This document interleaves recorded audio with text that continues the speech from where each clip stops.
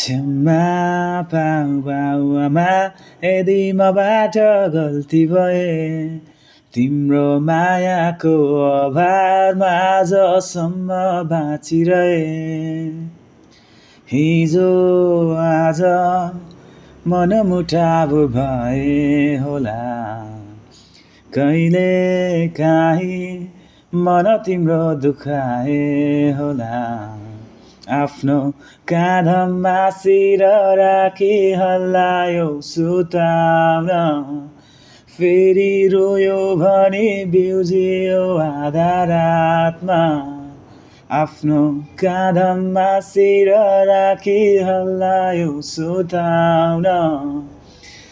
रोयो भनी बिउजियो आधा रातमा तिम्रो माया र ममता पा म सम्झिनेछु जहिले तिम्रो साथ